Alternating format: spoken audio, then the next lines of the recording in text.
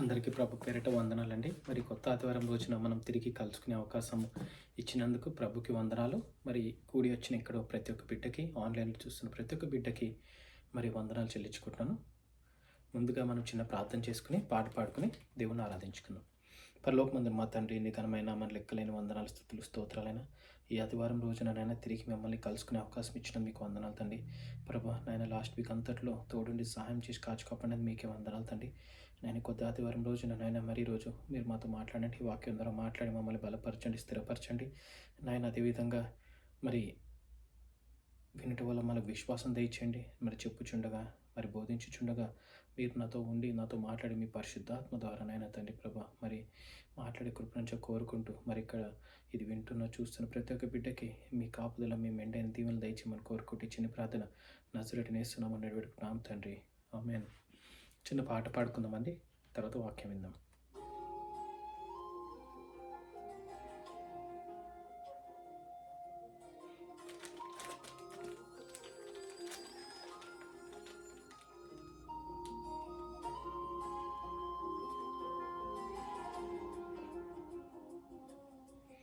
ఆరాధన స్తుతి ఆరాధన,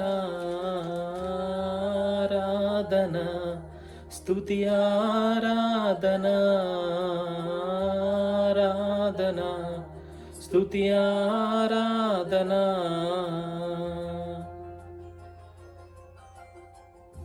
నీ వంటి వారు ఒక్కరును లేరు, నీవే అతి శ్రేష్ఠుడా.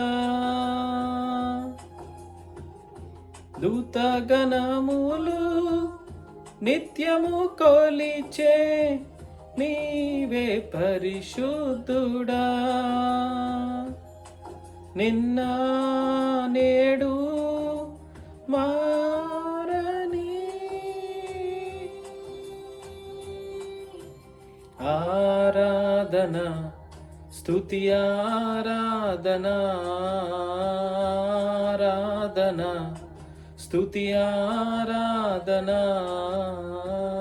ఆరాధన స్తుతి ఆరాధన.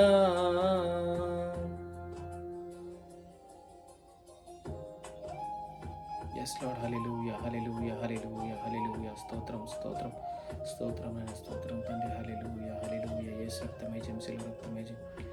హల్లెలూయా, hallelujah. Thank you Lord Jesus. Hallelujah. Yes Lord, హల్లెలూయా.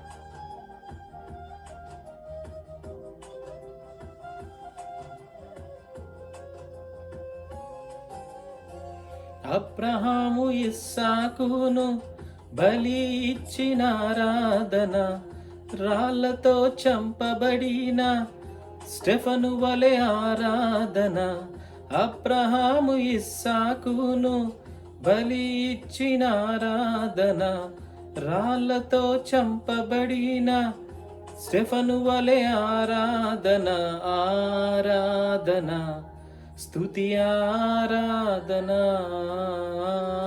ఆరాధన స్తుతి ఆరాధన. హల్లెలూయా. yes lord. నీ 10,000లోన అతి సుందరుడా, నీకే ఆరాధన. ఇహ పరములోన ఆకాంక్షణీయుడా, నీకు సాటెవ్వరు. నిన్న నేడు మారని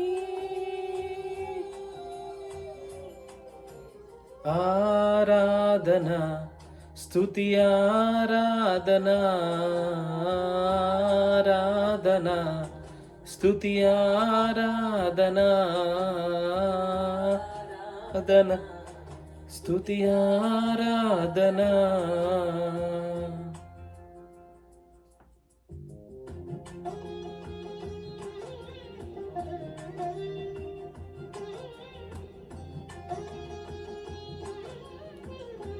Hallelujah. Yes, Lord.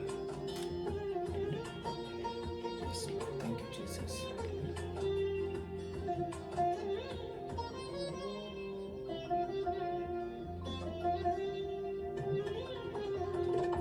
దానియేలు సింహపు బోనులో చేసిన ఆరాధన, వీధులలో నాట్యమాడిన దావీదు ఆరాధన.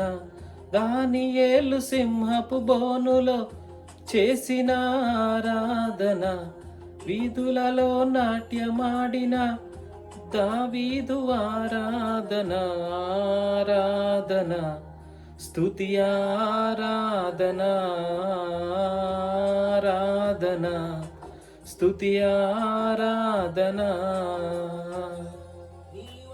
వారు ఒక్కరును లేరు, నీవే అతి శ్రేష్ఠుడా. దూతగణములు నిత్యము కొలిచే నీవే పరిశుద్ధుడా. నిన్న నేడు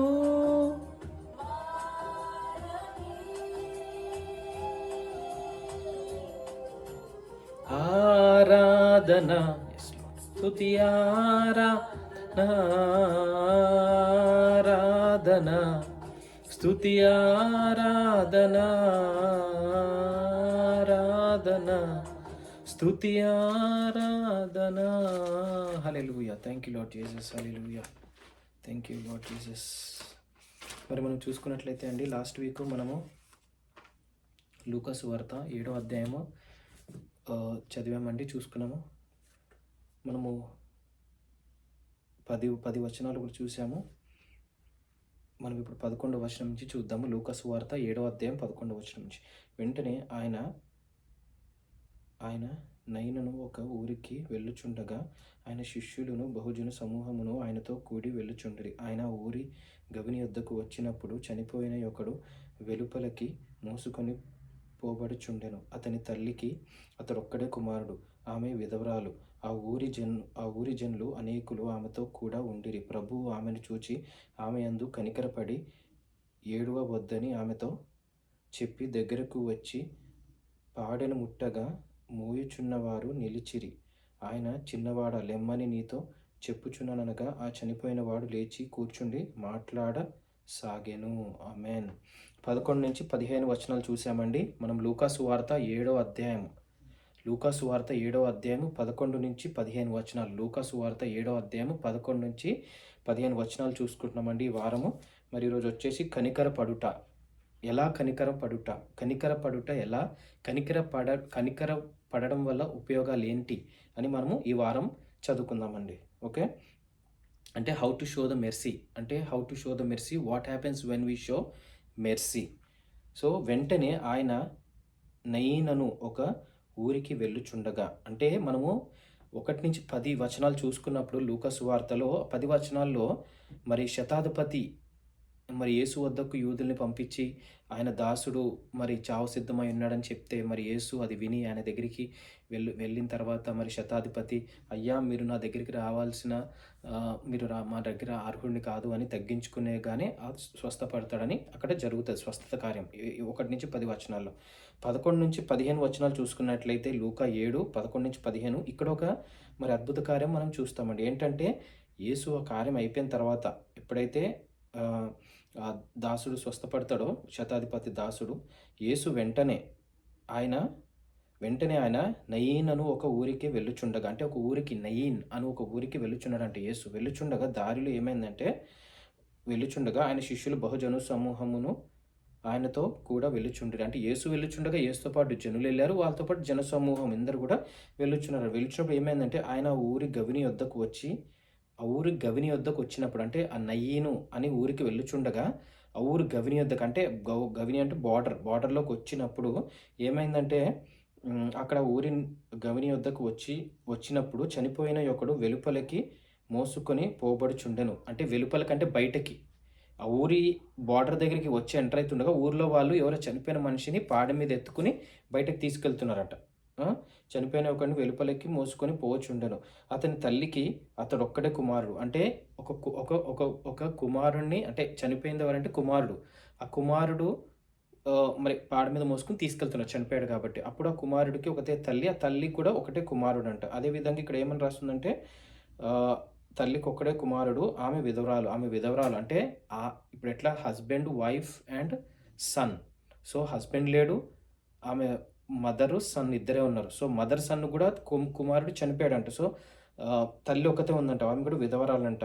ఇది కూడి వచ్చిరి ఆ ఊరి జనులు అనేకులు ఆమెతో కూడా ఉండిరి. అంటే ఆమెతో కూడా ఆ జనులందరూ కూడా మరి ఆ చనిపోయిన కుమారుడితో వెళ్చున్నారంట. వెళ్చున్నప్పుడు ప్రభువు ఆమెను చూచి ఆమె యందు కనికరపడి, ఇది నోట్ చేసుకోవాలి మన పాయింట్ ఇక్కడ ఏంటంటే, ప్రభు ఎంటర్ అవుతున్నాడు నెయ్యిను అనే గ్రామం అని అని అని ఊర్లోకి.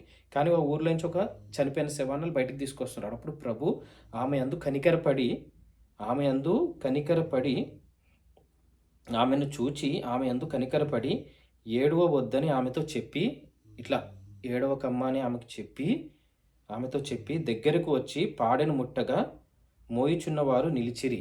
దగ్గరికి వచ్చి ఆ పాడెను ముట్టాడంటే యేసుప్రభు ఏం చేశాడంటే, అమ్మ ఏడవకమ్మా అని ఆమె మీద కనికరపడి దగ్గరికి వచ్చి ఆ పాడెను ముట్టిన తర్వాత పాడెను ముట్టగా మోయిచున్నవారు నిలిచిరి. అంటే ముట్టగానే వాళ్ళందరూ ఆగిపోయారంటే, ఏం జరుగుతుంది, ఏం చేస్తున్నారు, ఈయన ఇట్లా చేపెట్టారని అనుకుని ఆయన, చిన్నవాడ లెమ్మని నీతో చెప్పుచున్నాను అనగా ఆ చనిపోయిన వాడు లేచి కూర్చుండి మాట్లాడసాగెను. ఆమేన్, హల్లెలూయా, హల్లెలూయా. సో చిన్నవాడ లెమ్మని చెప్పగా ఆ చిన్నవాడు లేచి కూర్చుండి మాట్లాడసాగాను. అంటే పాడ మీద యేసుప్రభు పాడెను ముట్టగానే చిన్నవాడ లేచి మాట్లాడము అని చెప్పగా లేచి నీతో చిన్నవాడ లెమ్ము నీతో చెప్పుచున్నాను అనగా, అంటే చిన్నవాడ లెమ్ము నీతో చెప్పుచున్నాను అనగా లేచి అయ్యా ప్రభువా తండ్రి అని ఇట్లా రిప్లై చేస్తున్నాడు. అంటే మాట్లాడుచున్నాడంట యేసు ప్రభుతో. సో అది అద్భుత కార్యం. అంటే చనిపోయిన వాడు కూడా తిరిగి లేచాడు. అది మన యేసు చేసిన కార్యం అండి. ఈ కార్యము మరి మన హృదయాల్లో నిలిచి ఉండాలని నేను ఆకాంక్షిస్తున్నాను. ఎందుకంటే మనం ఈ వారం అంతట్లో కూడా, ఈ కొత్త వారంలో కూడా ప్రభువు మరి మనము చావు సిద్ధమైన స్థితిలో ఉంటే మరి యేసు ఈ వాక్యం ద్వారా మాట్లాడుతున్నాడు, మనము తిరిగి లేవాల్సిన సమయం ఆసనమైంది. యేసు మీతో మాట్లాడుతున్నాడు, తిరిగి లేండి చిన్నవాడా చిన్నదానా లెగు అని. అంటే మనం చనిపోయి ఉంటే, యేసులో చనిపోతే, ప్రార్థనలో చనిపోతే, వాక్యంలో చనిపోతే, బైబిల్ చదవడంలో చనిపోతే, లేదంటే పరిశుద్ధాత్మలో చనిపోతే, లేదంటే యేసుతో సావాసంలో చనిపోతే, లేదంటే యేసుతో నడవడంలో చనిపోతే, లేదంటే యేసే దేవుడు అనే నమ్మకంలో చనిపోతే, లేదంటే మనము ఇతర దేవుడిని ఆరాధిస్తుంటే, లేదంటే ఎన్నిటి నుంచి మనం బయటకు రావాలి. మనం చనిపోయి ఉంటే తిరిగి లేవాలి, పునరుద్ధానం అవ్వాలండి. మన మనసులో, ఆత్మలో, స్పిరిచువల్గా పునరుద్ధానం, యేసుతో నడవాలి, యేసుతో నిలవాలి, యేసుతోనే మనము నీ జీవనం సాగించాలండి. వాక్యం మనకి ఏం సెలవిస్తుందంటే, చనిపోయిన వాడిని ముట్టగానే తిరిగి లేచాడు. అదేవిధంగా యేసు మనల్ని ముట్టుచున్నాడండి. ఈ సమయంలో యేసు మనల్ని ముట్టుచుండగా మనం తిరిగి లేవాల్సిన సమయం ఆసన్నమైంది. మనం చనిపోయి ఉంటే తిరిగి లేచి దేవుణ్ణి మహిమపరచాలి, దేవుణ్ణి ఆరాధించి స్తుతించాలండి. మరి ఎందుకంటే యేసు గొప్ప దేవుడని మనం నమ్మాలి. సో ఈ వాక్యం ద్వారా నేను యేసు ఏం మాట్లాడదలుచుకున్నాడంటే, ప్రభువా ఏం మాట్లాడదలుచుకున్నాడంటే, యేసు కనికరపడ్డాడంట ఆ చనిపోయిన కుమారుడు తల్లి మీద. అదేవిధంగా మనం కూడా రోధిస్తున్నామేమో, మన కష్టాల్లో బాధల్లో ఉండి మనం కూడా రోధిస్తున్నామేమో, బాధపడుతున్నాం. యేసు కూడా మన మీద కనికర పడుతున్నాడండి, పడతాడు. మనమందరం కూడా బాధపడద్దండి, చింతపడద్దండి, యేసు మీదనే ఆనుకునుందాం, యేసుతోనే సావాసం చేద్దాం. యేసు మీ మీద కూడా కనికర పడును గాక, యేసు నామంలో మీకు కార్యాలు సఫలం అవ్వును గాక అని నేను ప్రార్థిస్తున్నాను, ఆశిస్తున్నాను. మరి వాక్యము యేసు నామంలో మీ అందరికీ ఆశీర్వాదం అవ్వునుగాక అని భావిస్తూ, మరి దేవునికే మహిమ ఘనత చెల్లించుకుంటే చిన్ని ప్రార్థన నజరేయుడైన యేసు నామమున అడివేడుకున్నాం తండ్రి, ఆమేన్. చిన్న ప్రార్థన చేసి ముగించుకుందామండి. పరలోకమందున మా తండ్రి, నీ ఘనమైన నామాన్ని లెక్కలేని వందనాలు, స్తుతులు, స్తోత్రాలైన తండ్రి ప్రభా. మరి లూకా 7:11-15 వచనాలు నాయన. 5 వచనాల్లో నాయన మరి చిన్నవాడ లెమ్ము, నేను నీతో మాట్లాడుచున్నాను అనగా నా చిన్నవాడు లేచి నాయన కూర్చున్నాడు నాయన తండ్రి ప్రభా. మీరు ముట్టగానే ఆ పాడిన ముట్టగానే నాయన తండ్రి, ఆ విషయానికి మీకే వందనాలు తండ్రి. తల్లి మీద కనికరపడి ఏడుచున్న తల్లి విధవరాల మీద కనికరపడి నాయన మీరు చూపించిన దయకే కృపకే మీకే వందనాలు తండ్రి ప్రభా. నాయన మరి మేమందరం కూడా ఈ వాక్యం ద్వారా ఈ వారం అంతట్లో మేము ధ్యానించుకుని ముందుకెళ్ళి మిమ్మల్ని మహిమపరిచి మీతో నడిచే కృప నుంచి కోరుకుంటూ, సాతాను ఏ పక్క నుంచి వస్తుందని మాకు తెలియదు నాయన, కానీ సాతాను ఎదుర్కొనే శక్తి ఒకటే తండ్రి, ప్రార్థన శక్తిని మాకు దయచేయండి నాయన. మా మీద మీ కనికరం ఉంచినందుకు మీకు వందనాలు తండ్రి, కనికర పడుతున్నందుకు మీకు వందనాలు తండ్రి, మా బాధను అర్థం చేసుకున్నందుకు మీకు వందనాలు తండ్రి, మా వేదనలు అర్థం చేసుకున్నందుకు మీకు వందనాలు తండ్రి. క్షమించండి నాయన తండ్రి ప్రభా. నాయన తండ్రి, మీకు నాయన మీకే మహిమ ఘనత చెల్లించుకుంటూ ఇక్కడ వచ్చిన ప్రతి ఒక్క బిడ్డ పట్ల మీకు వందనాలు, ఆన్లైన్లో చూస్తున్న ప్రతి ఒక్క బిడ్డ పట్ల మీకే వందనాలు, స్తుతులు, స్తోత్రాలు చెల్లించుకుంటూ ఈ చిన్ని ప్రార్థన నజరేయుడైన యేసు నామమున నడివేడుకుంటాం తండ్రి, ఆమేన్. అందరికీ ప్రభు పేరిట షలోమ్ అండి. Have a great day, have a great week. Thank you.